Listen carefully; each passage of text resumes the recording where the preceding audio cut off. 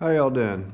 Quick update video on kind of what's been going on. I put the engine in the T-bucket, made that video for you guys, and then drove over to my grandpa's. And then the next night, the night after that, I had a little bit of clutch trouble with the 1-ton, so I pulled that engine out, replaced the clutch with a new clutch, and threw it back in there with the old T-bucket engine that I just pulled out because I just engine swapped the T-bucket, and then I had the engine that came out of it, and now that's in the ton truck. The 427's there. I need the cylinder heads off of it and the intake off of it for an upcoming project. And what I wanted to be doing tonight, actually last night, isn't happening because some mail company and their freight delivery system is kind of bullcrap. I don't know. I know there's a lot going on right now, but I'm irritated. Like, I could have had this engine built by now and had it on the stand tomorrow, running. It's like I really wanted to do this. Something I've been wanting to do. Anyway, so the damn thing's stuck in Indianapolis since Friday at 7 a.m.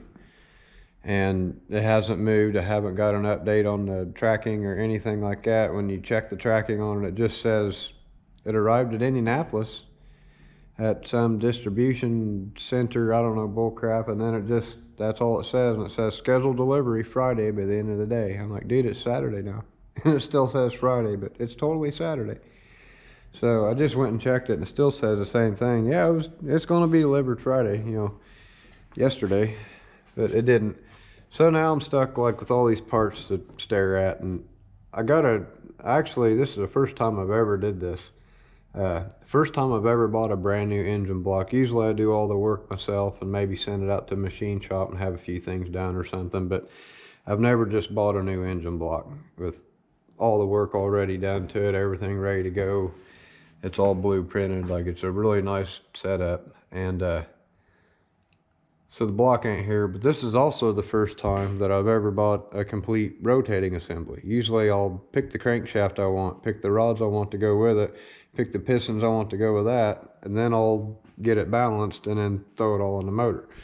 But this time I actually bought a Eagle rotating assembly, and I was thinking, okay, I'm going to get it. It's going to have some off-brand bearings and some crap in it, and I'm actually very impressed with the price of the kit compared to what you get with the kit, because it comes with Eagle rods, Eagle crank, sealed power Speed Pro pistons, which I've ran them before. They're made by Federal. They're pretty damn good. It comes with Hastings piston rings, comes with King bearings. You can't beat it. You can't beat it. It comes with a flex plate and a harmonic balancer, because normally it wouldn't, but I had to because it's a stroker engine. I'm building a 383 because, why build a 355? If I'm going to buy the stuff to build an engine, go big or go home, man. I could have bought for the same price pretty much. You can get a stock block, a 30 over block, a 40 over block, a 60 over block. I could have went bigger, but I'm thinking about drivability and cooling and stuff, and I don't like real thin cylinder walls, so 30 over is enough for me. That means I can rebuild it a couple of times if I need to. But yeah, we're building a 383, so I am going to videotape a lot of what I'm doing. This camshaft might not be the camshaft that ends up in the motor, because after buying this camshaft, I got to thinking, well, in the past, I've sometimes had problems with clearance between the cam and the rods. So I'm thinking I'll be okay on this one, actually, because of the rods I picked out. Because you can get, 50 of these kits that you can customize whatever part you want. Get them with it. You can type into Summit Racing, I want this rod rotating assembly, this crank, that you can kind of customize your kit a little bit and get the kit that's right for you. I really like that. These are the rods I got, but I think they are I think that'll clear just a little bit better than a stock rod. I'm not 100% sure. Let me go grab a stock rod. Yeah, this has got a little more meat on it. grab one of these.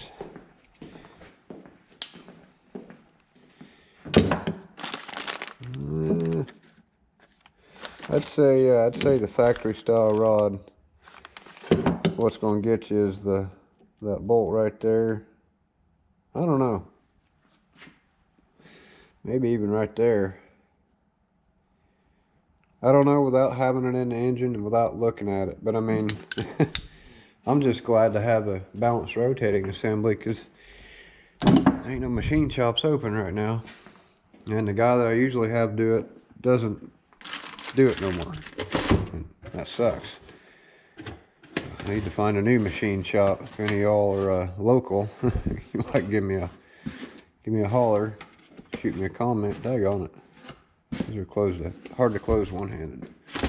But anyway, yeah, this is a pretty decent setup, I think, for the money.